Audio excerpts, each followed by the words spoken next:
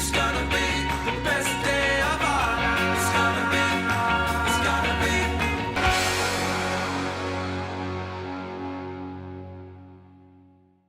All right, sales copy. So the first time I heard of sales copy, I thought that like someone was copying my idea or copying Xerox copy or copy and paste, but it's actually writing. Sales copy means the writing, the selling of a product, what you envision, how you get it to convert. That's what actual sales copy means. So we're going to talk about that a little bit and go through a few steps. Number one, focus on your buyer. Your wants, need, your drive. You need to find out who your buyer is.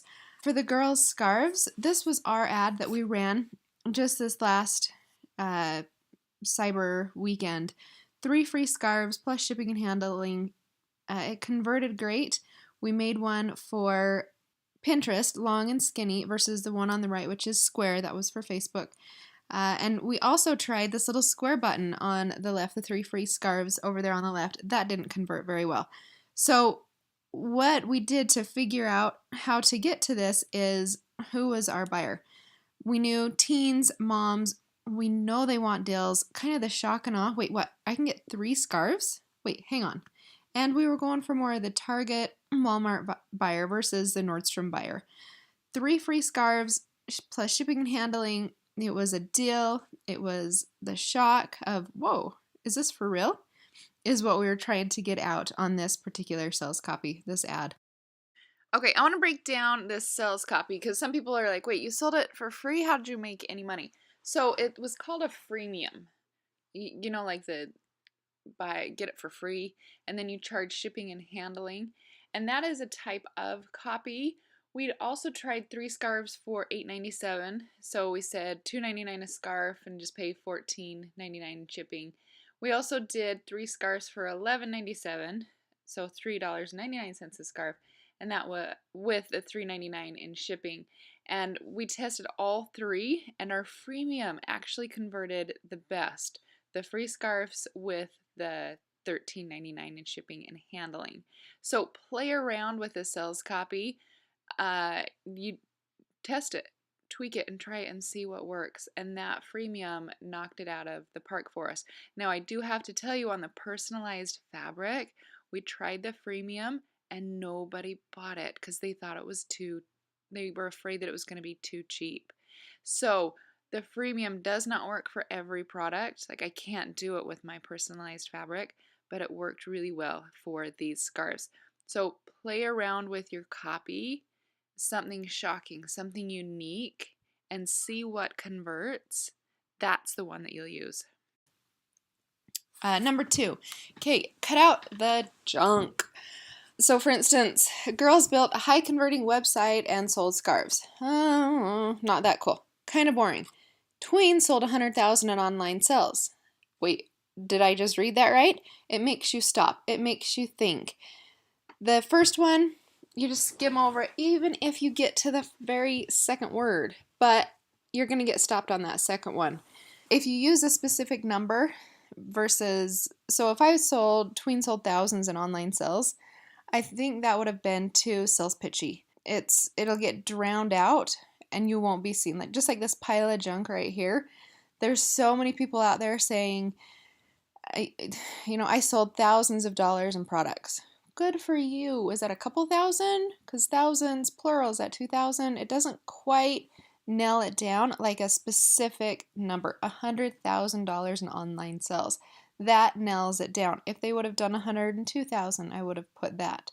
It just nails it down a little bit further. More transparency for people to know what you're talking about and get down to the nitty gritty. This has to do, I did a 2.5 because you don't want to be overly wordy. An example for this one, pretty please sign up for our amazing email that will bring you joy to your life and to those around you. It is full of ideas to help you in your life adventure. I got lost with the pretty please.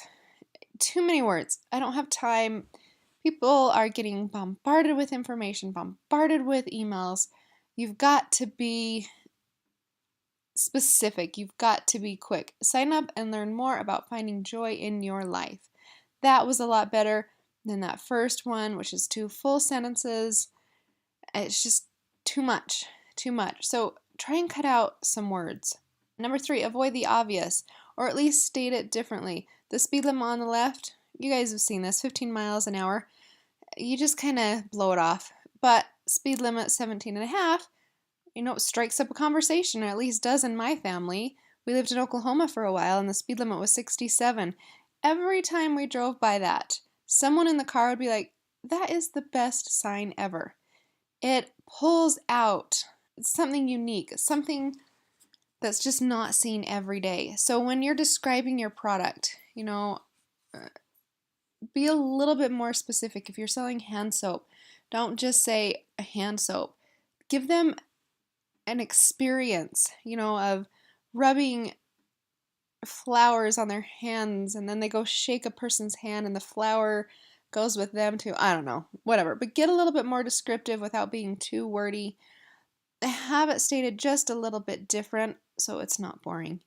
Over-promising, the pinky promise. Of course, pinky promises with children are set in stone, but if you do that in the real world, people are just going to blow you off. So if you say we are the fastest printer in town, are you sure? I mean, what if someone pops up tomorrow and you've always been known as the fastest printer in town and you're not able to beat the new guy with the new technology and all that stuff? You're going to lose what you've built. So maybe be a little bit more specific. If you don't receive our order in 24 hours, you'll get 50% off your next order.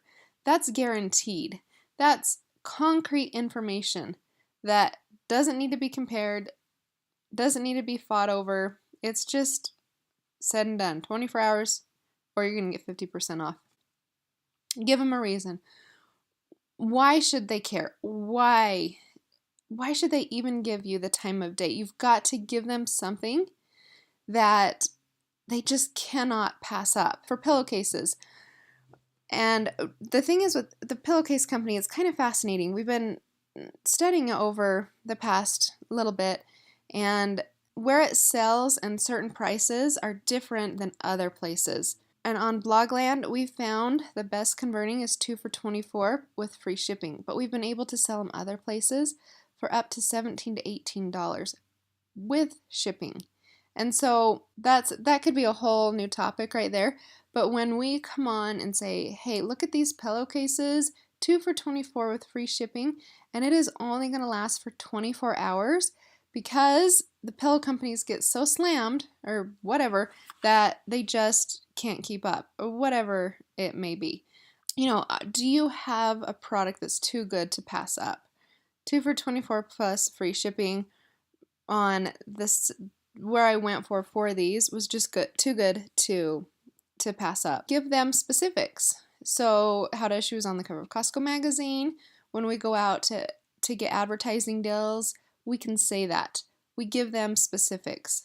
Hey, you know what? This is why you want to advertise with us on How Does She, because we were on the cover of Costco magazine. Or we've been featured on Disney or wherever. We give them the exact specifics. iScarf 2 was on the front of a business section in the local newspaper.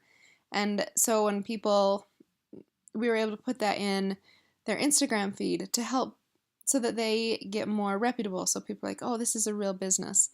On the pillowcases, I have my little image thing on there, image-71131.jpg if anybody wants to know.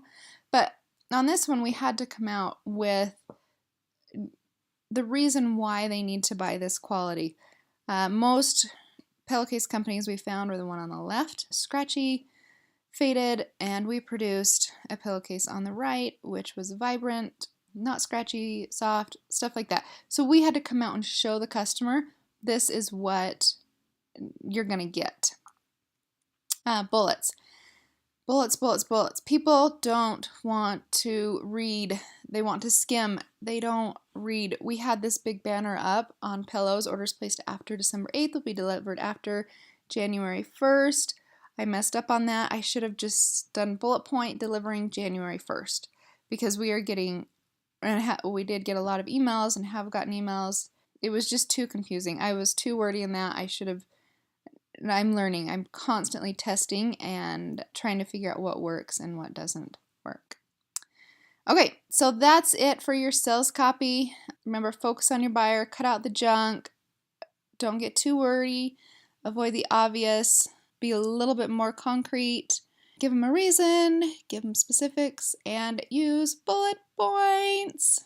They are so needed.